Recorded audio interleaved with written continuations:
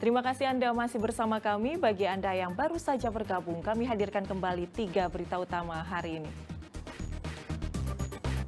Diduga menjadi korban salah sasaran, seorang pria di Kota Palembang tewas akibat dibacok orang tak dikenal. Dilaporkan hilang, seorang pegawai koperasi simpan pinjam di Kota Palembang ditemukan tewas dicor di dalam sebuah toko pakaian.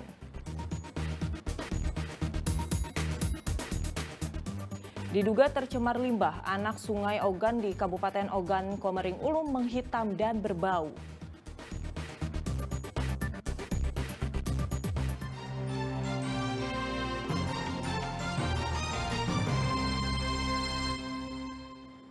Pemerintah Kabupaten Ogan Komering Ulu Timur akan melakukan penyelamatan terhadap PDAMY Komering. Saat ini tim investigasi telah diterjunkan untuk mengetahui akar permasalahan yang terjadi sebagai buntut aksi mogok kerja seluruh karyawan dalam 1 bulan terakhir.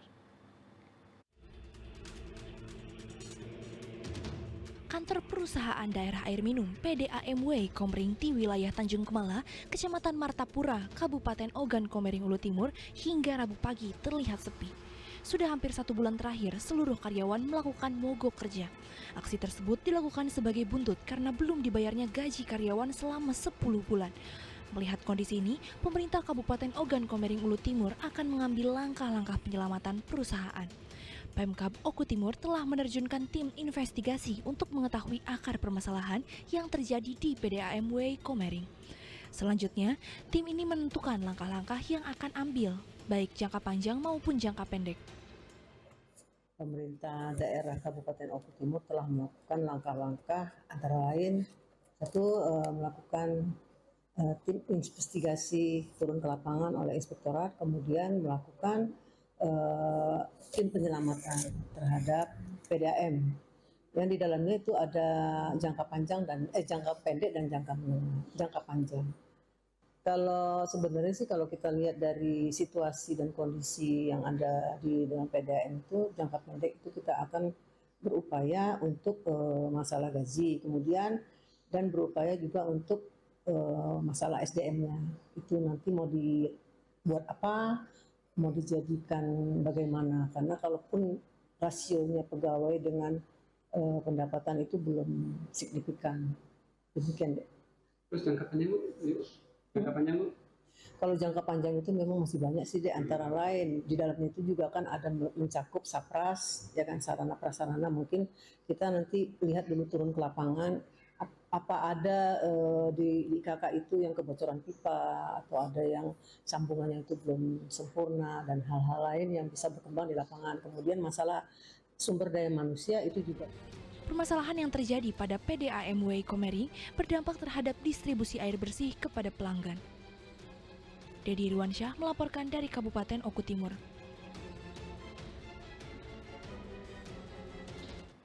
Anak Sungai Ogan di Kabupaten Ogan Komering Ulu menghitam dan berbau. Kondisi ini dikeluhkan masyarakat sekitar karena sulit mendapatkan air bersih. Ikan-ikan pun banyak yang mati. Diduga air sungai tersebut tercemar limbah dari sebuah perusahaan pengeboran minyak.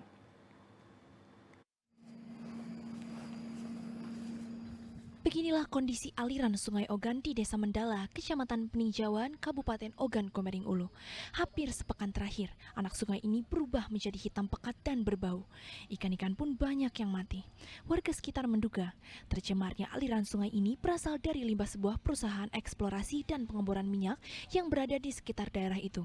Padahal sebelumnya, air sungai bersih dan kerap digunakan warga sekitar.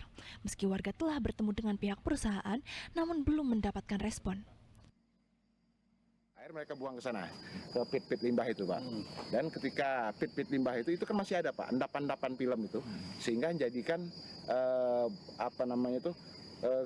limbang-limbang minyak kan, limbang-limbang minyak mentah yang sekarang itu mungkin tebalnya itu bisa di atas setengah meter Pak, 50 cm. Bapak bisa lihat sendiri tadi kan. Ini limbah ini dibuang kemana Pak? Ini proses buang limbah ini mereka ini nggak ada, seharusnya diinjeksikan ke dalam bumi kembali. Mereka harusnya bikin sumur injeksi Pak. Seharusnya mereka mau bikin sumber injeksi, seharusnya diinjeksikan ke bumi, tapi ini mereka tarik ketika ini mendekati angka level penuh, mereka tarik buang-buang ke depan. Dia ada pit-pit limbah lagi di depan.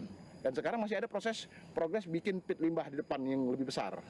Nah itu di bantaran sungai. Ini bantaran sungai Pak posisinya Pak. Dia masuk bantaran sungai artinya limbah. Bantaran sungai Pak. Ini posisinya lebih kurang 50 sampai 100 meter ke Sungai Ogan Pak. Apa dampak dari kita Pak? Sangat banyak Pak. Tanam tumbuh yang terdampak kemarin, tanam tumbuh, pembibitan atau jenis-jenis usaha lain ya ke masyarakat Pak. Ini sudah sejak lama Pak? Kegiatan ini sudah sejak lama Pak terjadi kayak gini. Tapi bencana ini baru kelihatan setelah ada bencana banjir kemarin. Sesuai dengan tim tadi gitu. Sudah gimana? Hasilnya sudah gimana Pak? Sudah disampaikan sama tim tadi kan sudah. Apa itu hasilnya? Keputusan dari pejabat Pemda dari kabupaten gitu. Apa hasilnya untuk terkait limbahnya gimana? Apakah memang sudah lama? Apa sudah buang ke kami sengaja dibuang? Warga berharap pemerintah Kabupaten Ogan Komering Ulu segera turun tangan mengatasi permasalahan ini agar warga dapat kembali memanfaatkan aliran anak sungai Ogan ini seperti semula. Dedi Irwansyah melaporkan dari Kabupaten Ogan Komering Ulu. Ratusan kepala desa di Kabupaten Ogan Komering Ulu Timur resmi menerima perpanjangan masa jabatan dari 6 tahun menjadi 8 tahun.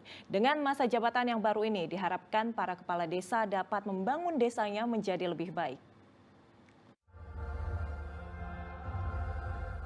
300 kepala desa di Kabupaten Ogan Komering Ulu Timur resmi menjabat selama 8 tahun.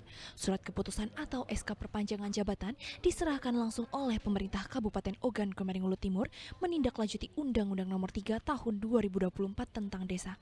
Dengan masa jabatan baru tersebut, diharapkan para kepala desa dapat membangun desanya menjadi lebih baik. Mereka dapat mewujudkan semua janji politik yang disampaikan saat Pilkades lalu kepada warganya. Dengan demikian, roda perekonomian di tingkat desa akan terus mengalami peningkatan. Dan ini kalau saya bilang ini suatu rahmat, yang mana dari 6 tahun menjadi 8 tahun. Kemarin ini sudah ditentukan.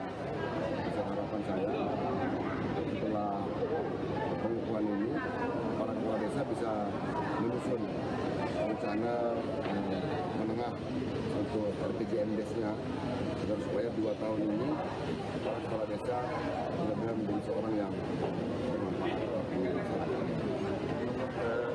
Setelah ini kapan lagi? Yang sisa yang belum nanti.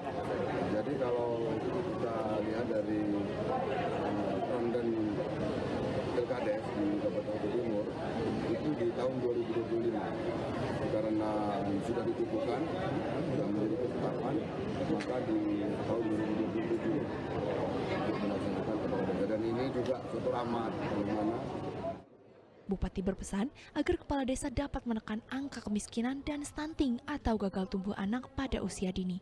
Apalagi masing-masing desa menerima dana yang cukup besar berasal dari bantuan dana desa, alokasi dana desa, dan bantuan keuangan untuk desa. Dedi Irwansyah melaporkan dari Kabupaten Ogan Komering Ulu Timur.